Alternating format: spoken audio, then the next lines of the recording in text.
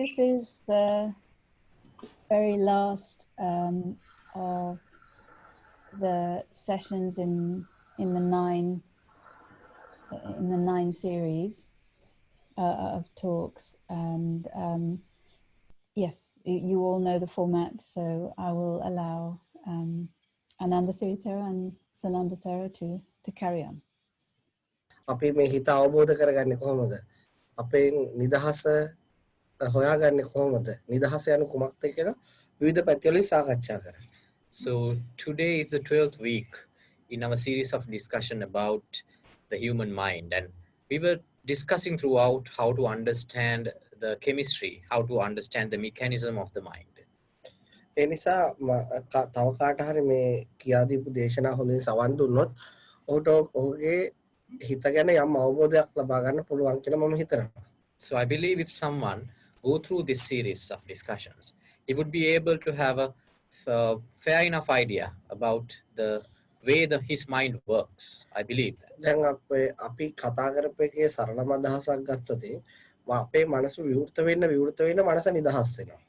So if we take the gist about everything that we discussed throughout, if we expand the understanding about our mind, gradually our mind will be liberated accordingly. අපේ මනස තනකට කොටු වුණාම තනකට බැඳුනහම එස්සේ මනස හිර වෙලා මනස ආතතියටපත් වෙනවා. But if we get stuck in one opinion from our mind, if we get attached to one concept in the mind, that will diminish the liberation, the freedom of our mind.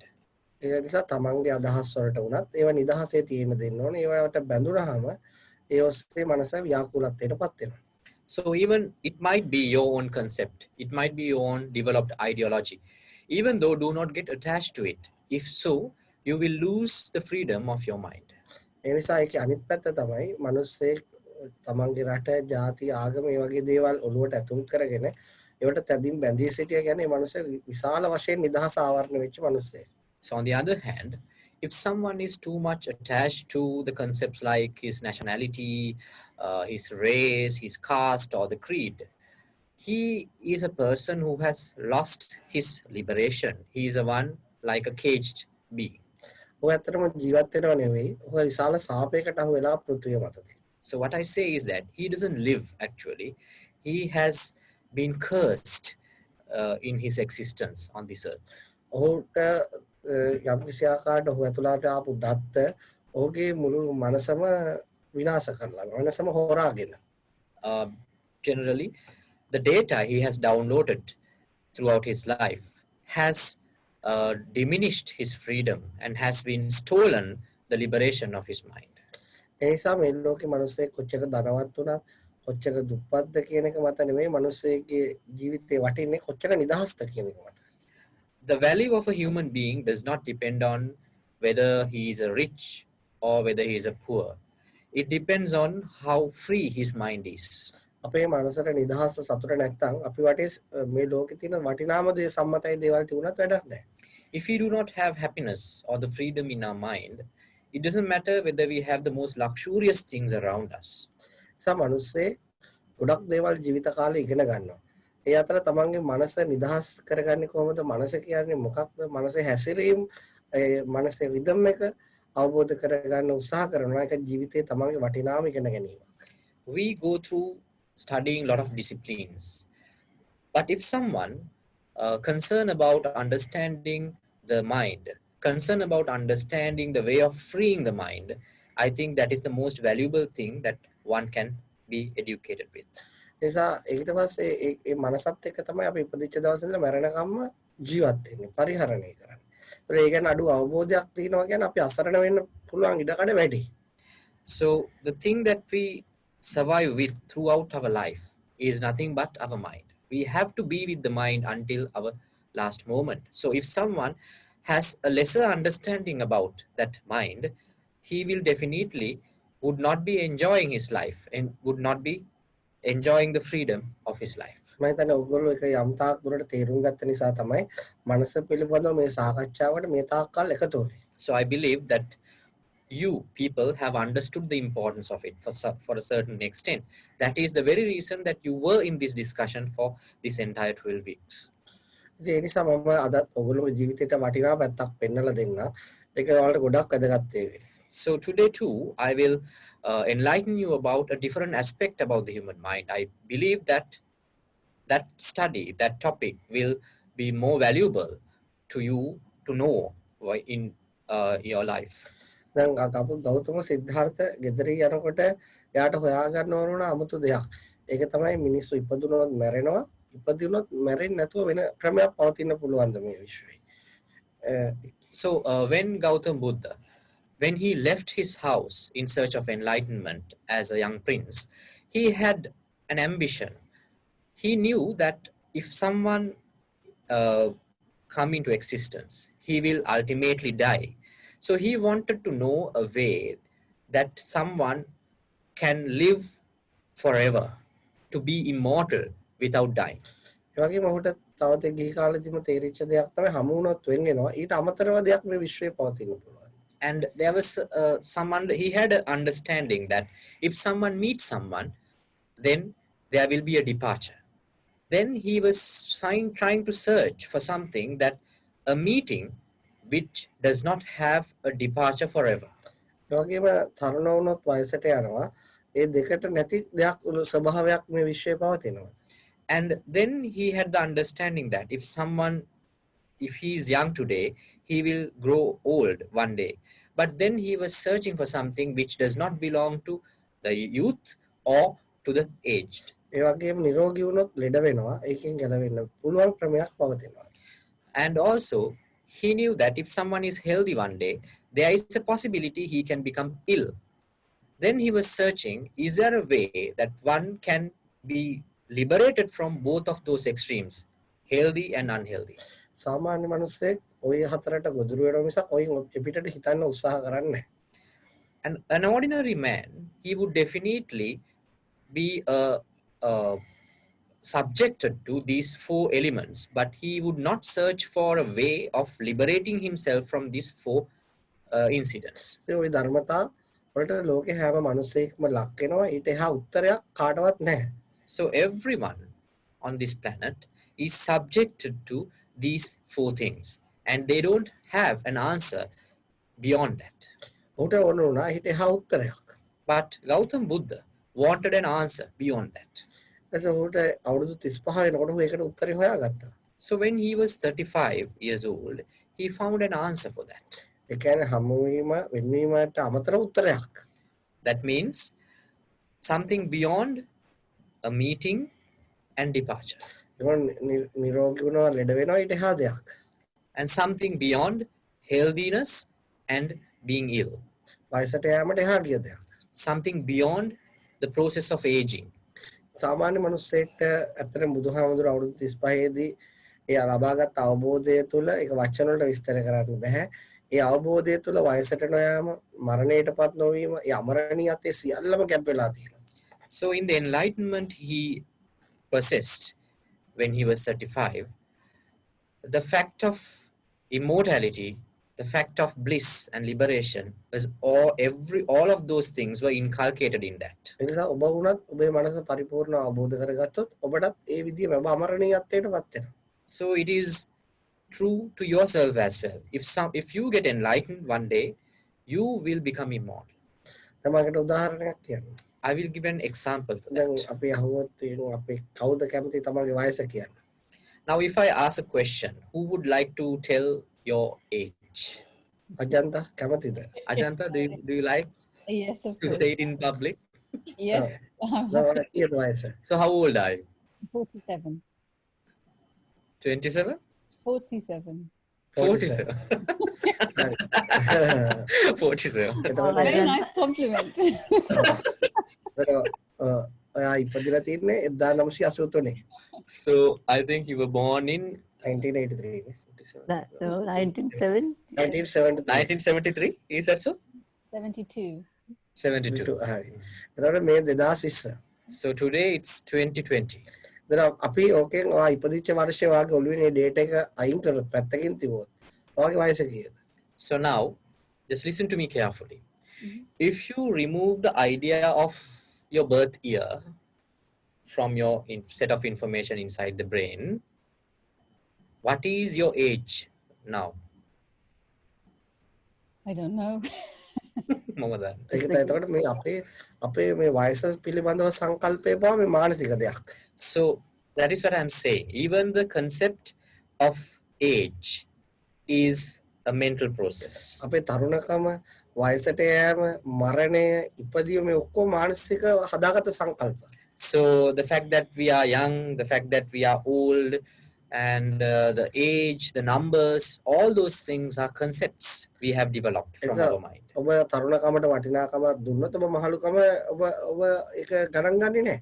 ඒක කියන්නේ ඔබ ඒක පහත් තත්ත්වයක් ලෙස සලකන්න පුළුවන්. So if you give a value to being youth, then to the youth, then you will discriminate your process of aging and you will hate it. ඒක තරුණකම ලාභයක් වුණොත් ඔබට මහලුකයට යෑම අලාභයක්. So if you consider being youthful is profitable, then the process of aging will be a loss for you. ඒතර ඔබ ඒ සංකල්ප වලට ඔබේ මනසේ වටිනාකම නැති වුණොත් ඔබ නිදහස්. ඔබ වයසට යන්නේවත් තරුණ වෙන්නේවත් නැහැ.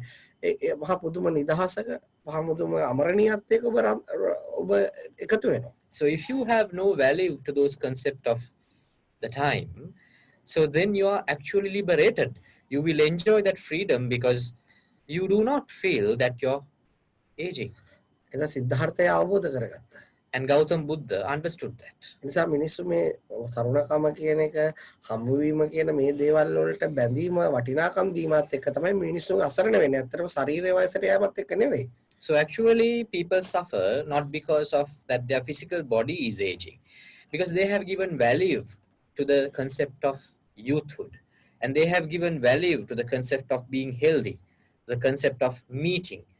They have given value to those. That is why they are suffocating from their mind. ඔයගොල්ලෝ මට සවන් දුන්නාම මනස ඒවත් එක්ක වටිනාකම් දීලා විඳින හැටි විඳවන හැටි ඔයගොල්ලෝ අවබෝධ කරගන්නවා. So when you listen to me, you will have the understanding how you suffer and how you enjoy with those concepts that you have developed from your own mind, and how you have got attached to those concepts that you have developed. ඒ නිසා තරුණකමට වටිනාකම හිතේ තියෙන නිසා තමයි වයසක අය වුණත් යාගේ තරුණ කාලේ යා කරපු ලොකුකම් කියලා ඒව සතුටු වෙන ආශාදේ ලබන්නේ. Now since we have a certain addiction, attachment to the concept of idea, that is why that generally the old people, they like to boast about their youth. They like to boast about what happened in their past. I think you have figured that out. නිසා ඔය වටිනාකම උතුල තියෙනවා ඒ වගේම අපහසුතාව වලටපත් වෙනවා. So as long as they have the value given to that concept, they can be suffocated. They can suffer. මම අඳුරන කෙනෙක් හිටියා වයසයි. එයා කවදාවත් ඒක අනිත් අය තේරුම් ගන්නවට එයාගේ වයස කියනවත් එයා කැමති වුණේ නැහැ. Now there is a person known to me. She's really old, and she didn't want to disclose her age to anybody, and she didn't want even to consider herself old. ඇයගේ පාදවල ආබාධයක් තිබුණා. ඒකවත් කාටවත් පෙන්වන්නවට දැනගන්නවට එයා කැමති වුණේ නැහැ.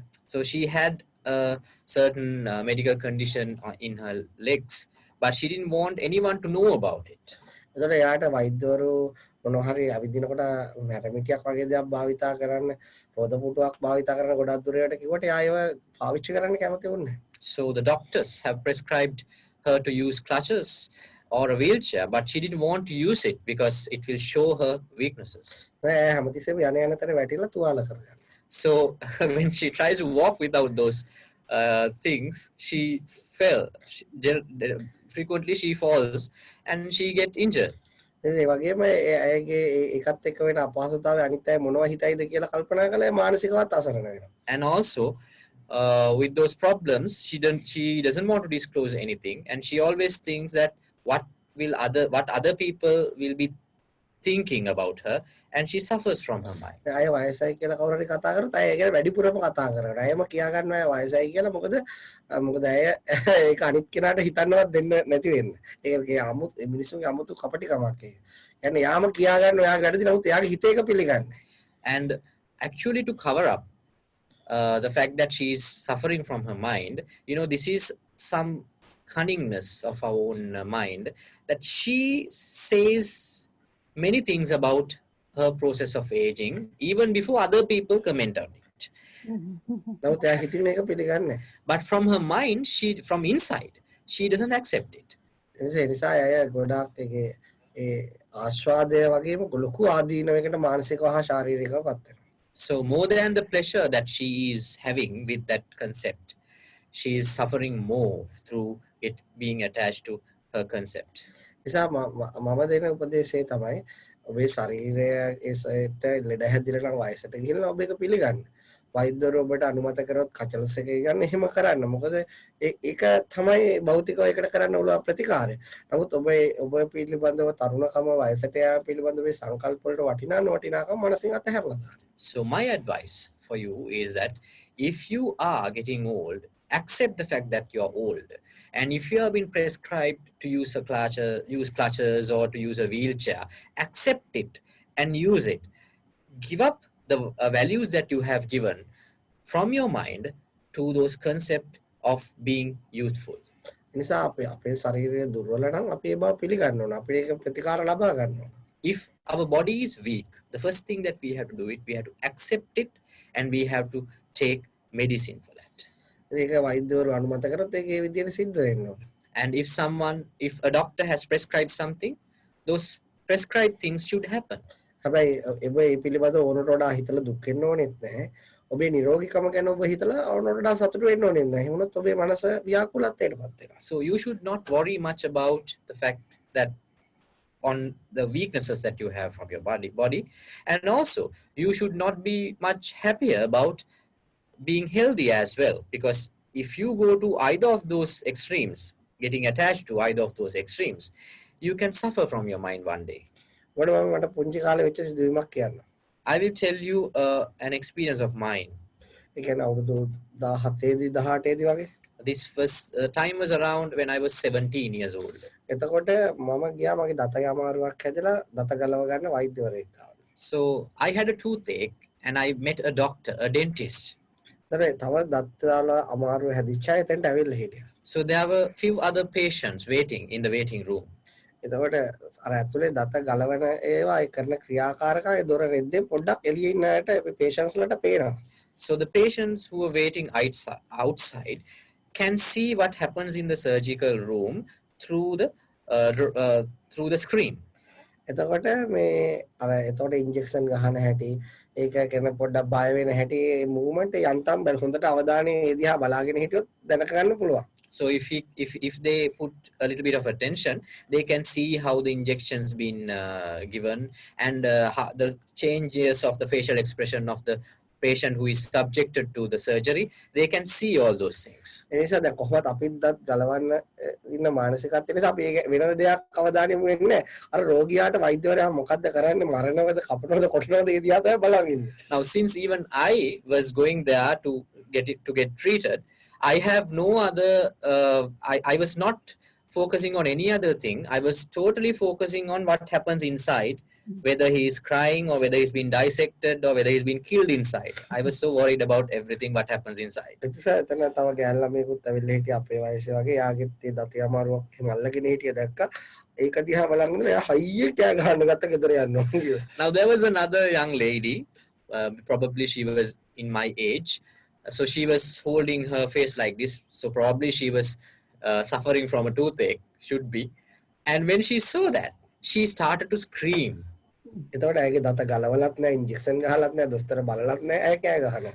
So she has not been treated, she has not been injected, even she is not in the surgical room, she is in the waiting room, but she is screaming now. ඒතකොට ඒ වහගෙන හිටියම අපිටත් බය හිතෙනවා. So when she screams, when I hear what she says, I also felt, I was so afraid. අපි දත ගලවන්න ටික වෙලාවක් ඉඳලා එතෙන්ට යනකොට දතේ වේදනාවට වඩා ලොකු මානසික බයක් ඇති වෙනවා. So initially I had only the physical suffocation, the physical pain. But now I have a tremendous level of mental suffocation, which is more than the physical pain that I had initially. ඊට පස්සේ දොස්තරේ බලලා injection එක ගහපුවම මතකයි. නමුත් අර හිතලා බය වෙන තරම් අපහසුතාවයක් එතන ඒ වදින වෙලාවේ නැහැ. යම්කිසි වේදනාවක් දැනෙනවා. නමුත් ඊට වඩා විශාල බයක් අර පැය ගාන තුල ගත කරනවා. So then anyway, at last I was also treated. Then I was injected. But actually I did not. There was a pain, but it was not as much as I thought. And the fear was greater than what actually happened inside. නිසා මට ඒ දවස්වල ඒකේ තේරුන්නේ නමුත් මම මහාන වුණාට පස්සේ මම කල්පනා කරා එදා ඒ සිදුවීම මට තාමත් හොඳටම මතකයි. ඇයි අර ළමයා බය වුණේ? ඇයි අපිට බය හිතුනේ? ඒක තාම එයා දොස්තර අපිට ප්‍රතිකාර කළෙත් නැතුව ඒ කියන එක මම ගැඹුරට කල්පනා කරා. So those days I was clueless about what happened, but after I became a monk, I could remember what actually happened on that day clearly. So I was revisiting that incident. Then I thought, what is the reason for that? I was not subjected to the treatment. I was in the waiting room, but I was afraid of it. And it was the actual pain was way less than the fear that which was there in my mind. එනිසා අපිට එතකොට මට මනස ගැන අවබෝධයක් තිබුණේ නැහැ. මොකද මට තේරුම් ගන්න පුළුවන් කාලේ මට තේරෙන්න ගත්තා අපේ මනසට පුළුවන් තියෙන වේදනාවට අමතරව දහස් ගුණයක වේදනාවක් මවල අපිව බය කරන්න. So those days I did not have much understanding about the mind, but when I developed that understanding gradually, then I realized that our mind can amplify the actual pain and show us a pain which is more greater than the actual physical pain. මම හිතන්නේ ඔබටත් ඔබේ ජීවිතයේදී එහෙම අත්දැකීම් වේදනාව සම්බන්ධ වෙන සිද්ධි සම්බන්ධව ඇති ඔබේ මනස ඔබව ඒ සිද්ධියේ ඇති වෙන ප්‍රතිඵලයට වඩා දුකට බයටපත් කරව අසහනයටපත් කරව. So I'm sure that you also have a similar experience or couple of experiences in your life where මේ මනසට පුළුවන් එක පුංචි සිද්ධියක් මහ විශාල සිද්ධියක් බවට පත් කරවන්න. So what I wanted to explain here is that your mind can amplify a small incident and show you a greater picture. හරියට මේ දැන් අද කාලේ වගේ මේ මාධ්‍ය වගේ මාධ්‍යයට පුළුවන් පොඩි සිද්ධියක් මුළු රටේම ප්‍රශ්නයක් කරන්න. It is like the media today.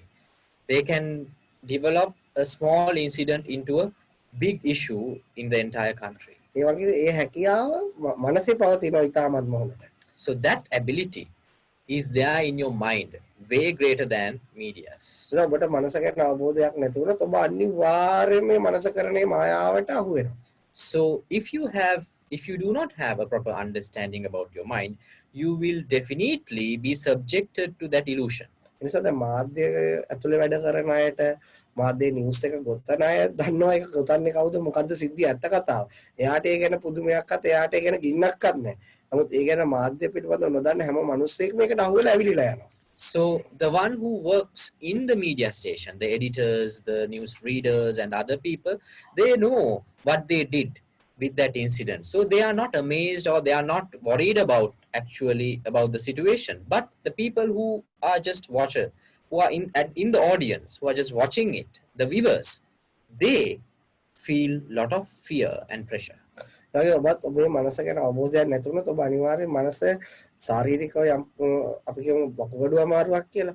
ඒ අමාරුවට තියෙන අමාරුවට අමතරව ඔබට විශාල බයක්, මරණ බයක්, තැති ගැනීමක්, ශාරීරික බයක්, ශාරීරික විකෘතිභාවයක්, විවිධාකාර චිත්ත රූපමවල ඔබේ සහනය අර ශාරීරික වේදනාව විතරක් නෙවෙයි, ඉතා විශාල වශයෙන් මුළු දවසම පැහැර ගන්න ඔබේ මනස අසහනයෙන් පුරවනවා. So similarly, if you do not have an understanding about this illusion in your mind, let's say if you have a kidney problem, your mind can amplify it and show you that you're being crippled and you're on bed. Your mind can show all those illusions in front of you and it can upset you. It can make you suffer mentally greater than the physical pain that you're going through. එනිසා ඔබට සිහිය තියෙනවා නම් අපි මේ මනස පිළිබඳ විග්‍රහය ඔබ තේරුම් අරන් ඉන්නවනම් ඔබ ඒකට අහු වෙන්නේ නැහැ.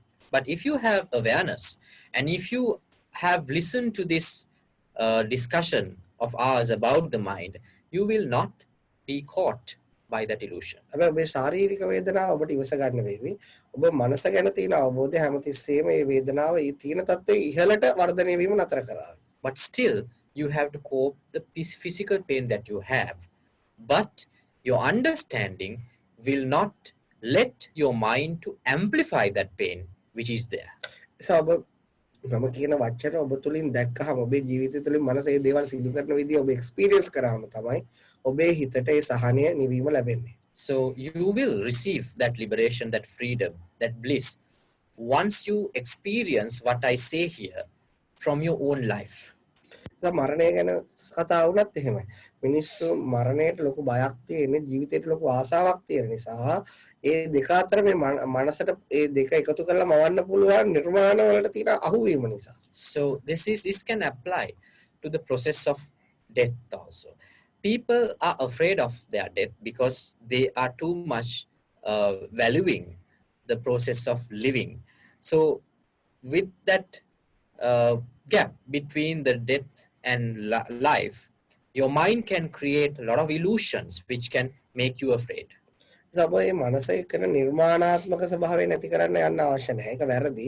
ඒ නිර්මාණයක් බව තේරුම් ගන්න ඒ අවබෝධයයි ඔබ ලබා ගන්න ඕන ඔබේ අත්දැකීම් වලින්.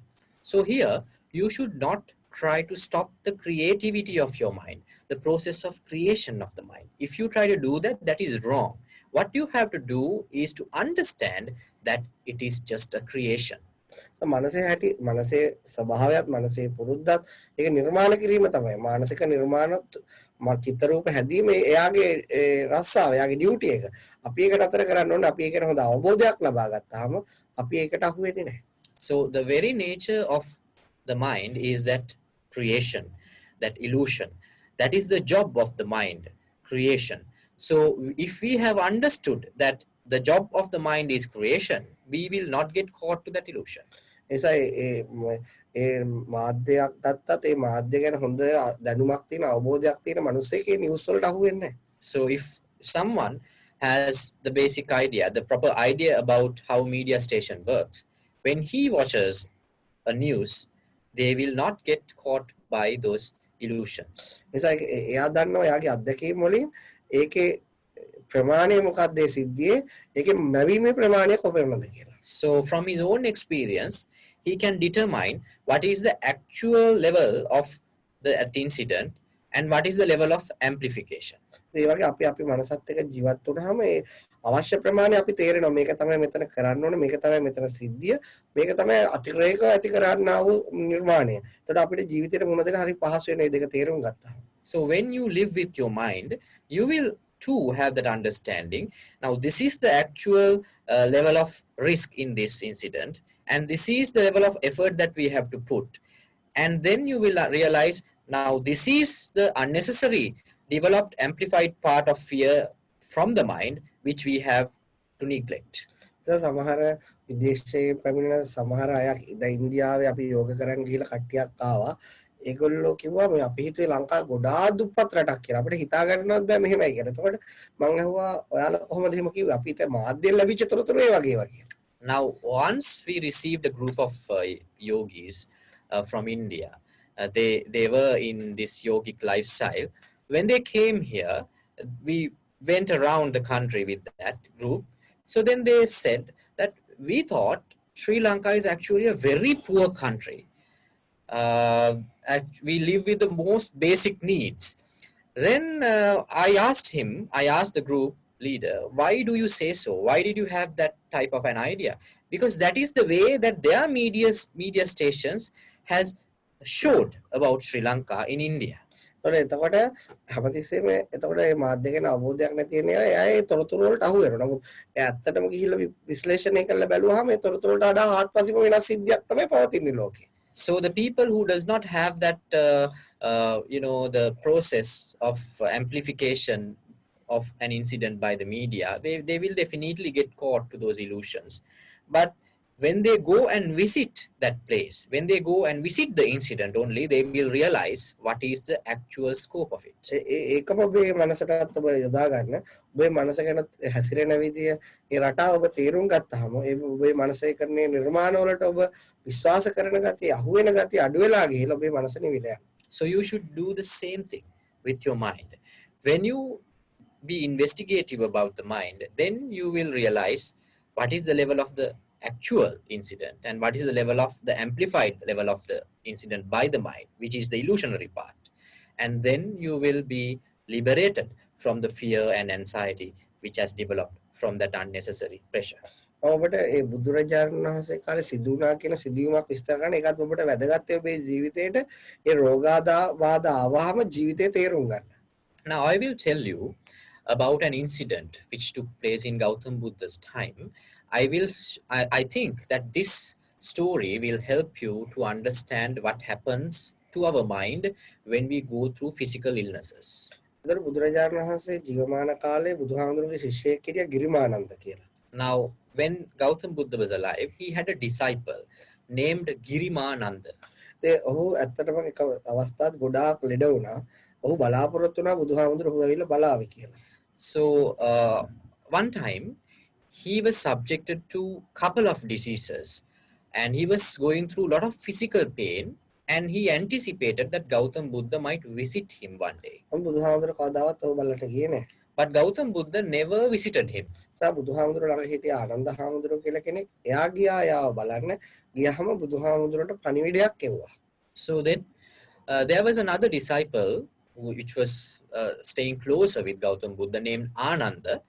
That Ananda, he went to meet Girimananda to see him, to see his illnesses, and through him, Girimananda sent a message to Gautam Buddha.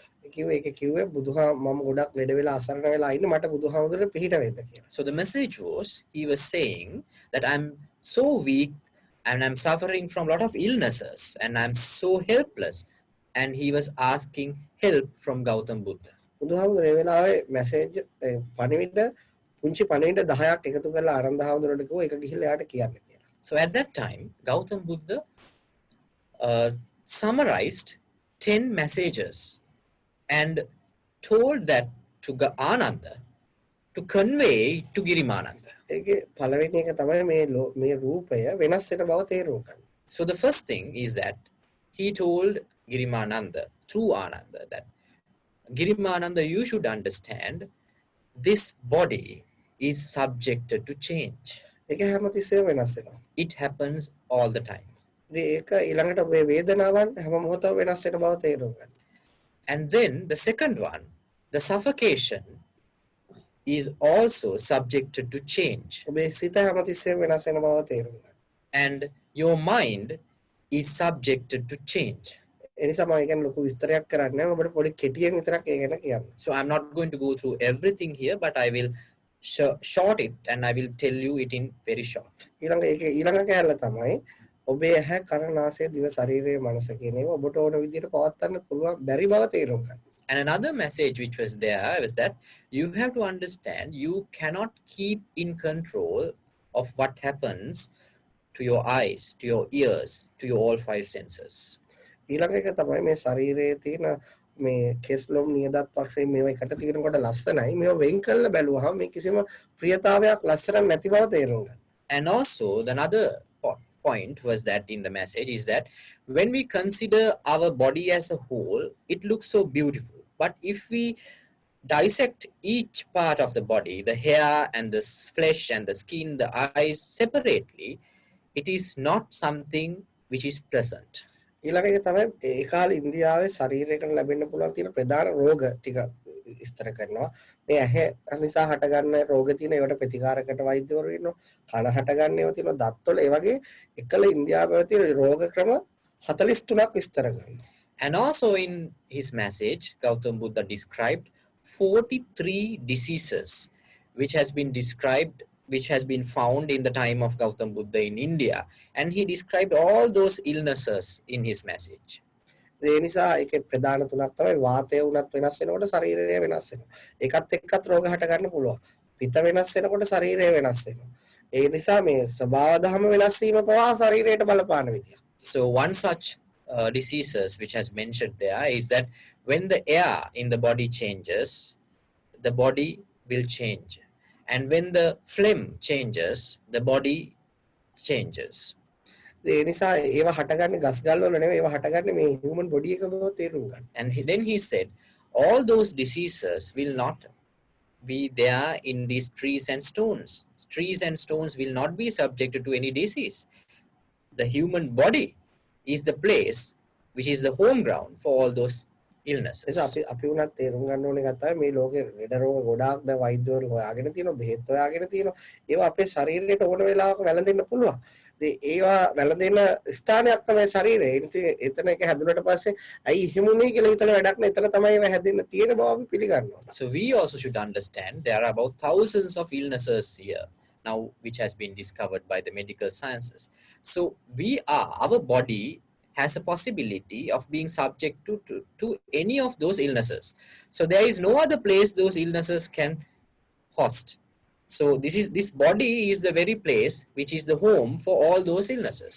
ඒතර අපිට පුළුවන් ඒකත් එක්ක වෛද්‍යවරු සාකච්ඡා කරලා ඒක කරන්න ඕන දේ කරගන්න. අපි ඒකට හිතින් බය වෙලා හිතින් මේක ප්‍රතික්ෂේප කරත් කොච්චර වුණත් දැන් ඒක අපිට හැදිලා ඉවරයි. ඒ බව පිළිගත්තොත් අපිට මනසේ තියෙන කරදරේ නිවා ගන්න පුළුවන්. So we have to accept that possibility. And when we accept it, we can meet a doctor and we can consult them and we can get prescribed by different medicine and we can use it. But there is no point of worrying about it, because that is something which the body can be subjected to. ඉතින් ওই විදියට බුදුහාමුදුරේක ගියාම ගිරිමානන්ද හාමුදුරන්ට ලෙඩ හොඳ වුණා කියලා කියනවා. ඒ හොඳ වෙන්නේ මානසික ලෙඩේ. So then when Ananda conveyed this message to Girimananda, which he got from Gautam Buddha, the script says Girimananda's all diseases, all illnesses were cured. Actually, what was cured there was the mental component of his illness. එසා සාමාන්‍ය ශරීරයට ලැබෙන රෝගයේ වේදනාවට වඩා 80%ක් පමණ වේදනාව ඇති කරන්නේ ඔබේ අනවබෝධයටපත් මනස. So generally, the 80% of the pain that you go through right now because of an illness is mental. එනිසා ඔබ මනස අවබෝධ කරගත්තොත් ඔබට 80%ක් ඒ ඇතිකෙන බය අසහනය පීඩනය නැති වෙලා යනවා. ඒ ලෙඩක් සිද්ධ වෙච්ච ලාට ඒ ශාරීරික ආබාධය විතරක් විඳ ගන්න වෙනවා. So if you have a proper understanding about the mind, approximately you can lose 80% of the pain and suffocation that you're going through right now. But then you have to take the medicine to cure the rest of it. එනිසා මේ ශරීරය පවතින ආහාර වලින් ශරීරයේ පවතින ව්‍යායාම වලින් බෙහෙත් වලින් ඒක අපි කොච්චර අයිති අපේ මනසෙන් ලියාගත්තත් ඒවට අයිති බව හැමතිස්සෙම ප්‍රකාශ කරනවා. Then you have to realize our body belongs to food, our body belongs to medicine, our body belongs to things that we consume. So even though we try to claim the ownership of our body, we have to understand the real owner of this body is food. ඒ නිසා ඔබට තේරෙනවා ඇති මේ සිදුවීමෙන්ම අපේ මනස ගැන අවබෝධය අපිට කොච්චර වටිනවද නිදහසේ සතුටින් ජීවත් වෙන ශරීරයට පවා ව්‍යසනයක් සිද්ධ වෙද්දී. So from that story, I think you can realize how important for us to have the understanding about the human mind to be liberated from that 80% mental component of suffocation. සමේ ලෝකේ ගොඩාක් මිනිස්සු ශරීරයට ගොඩක් වෙලා ව්‍යායාම කරලා බෙහෙත් දීලා කැම දීලා ට්‍රීට්මන්ට් කරනවා. මොකද සමහර ගොඩාක් මිනිස්සු මනස ගැන හොයාගන්න. නමුත් අපේ ජීවිතේ වටිනාම පාර්ට් එක මනස. ඒ ගැන අවබෝධයටපත් වුණොත් ඔබට ඕනම කරදරකාරී පරිසරයක අසහනකාරී පරිසරයක ඔබේ මනස ඔබව නිදහසේ තියාවේ අවබෝධය නිසා. So many of us are so concerned about the health of our body. We go to gym, we do yoga, we do a lot of activities to keep ourselves healthy. But if you do not have a proper understanding about the mind, which is the most important element in one's life, it can create a lot of suffocation inside us, which is way greater than the physical pain that we are subjected to. But if one can be enlightened about the mind, it will develop a lot of liberation inside, where you can cope with the physical pain now you are subjected to. එනිසා ඔබට තේරෙන්නේ නැති මේ සති 12 දීම ඔබට අපි මනස පිළිබඳවමයි අවධානය යොමු කරේ. සමහරට ඔබේ ජීවිත කාලේ මනස පිළිබඳව එකෙල්ලේ හිතන්න කල්පනා කරන්න ඉගෙනගත්ත පළවෙනි ඉගෙනීම වෙන්න පුළුවන්. So I think if you flash back why we were discussing for last 12 weeks, we were principally concerned about the science of the mind. That is the only topic that we discussed because we have understood the importance of it. And maybe for some people, this may be the only time that you have sacrificed in your entire life to study about the mind. සබ තවදුරටත් මේ මනසේ rhythm එක තේරුම් ගන්න. මනස තේරුම් ගන්න. ඒක ඔබේ ජීවිත කාලේ ලස්සනම පරිශ්‍රණය කරගන්න. ඒතකොට ජීවිතේ ඒ ඔස්සේම ජීවිතයත් ඔබේ හදවතත් එන්නෙන්නම ලස්සන වෙනවා. So even in future, after the conclusion of this series of discussion, you have to investigate more about the mind, make it a habit and go through this study and develop the understanding about the mind. It will be a beautiful research which will end up giving you a lot of liberation. ඒකට පොත්තෝනේ නැහැ. ඒකට ගොඩාක් මේව දේශනා නෙමෙයි ඕන. ඔබේ හිතත් එක්ක ඔබ ජීවත් වෙන්න. So for that you do not need books It is not the advice that you need much. What you have to do is you have to live with your mind. ඔබට ප්‍රශ්න අහන්න පුළුවන්. I think now the forum is open for questions. The monks and everybody's And we will miss you too. I don't think you're going to miss. I think I'm not going to stop this from here because what I have, like I have to thank the Anandasiri Thero and Sundanda Thero for very much to giving this support and the Dharma to us.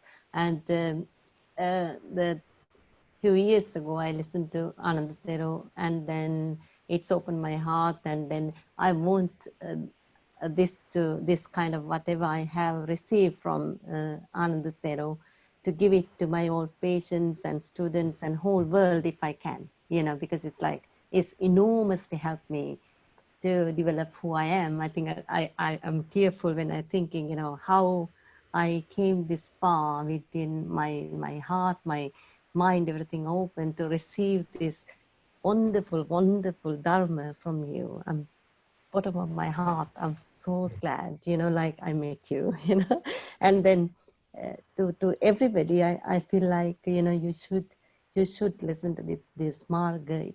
It will open such wonderful, like world, you never touch ever before or never touch in your whole life, and I think is make your heart more open to compassion and love and see the people as it is and loving them, giving the kindness to them. And then I don't think we live for that, and I think it's all my patients and my students who came to this wonderful event. Thank you very much. Thank you very much, both of you. No, I'm sorry. Okay, then goodbye. Thank you so much, everybody. Yes. For your participation, and we hope to see everybody soon. Yeah. Thank you. Goodbye. Thank you. Thank you.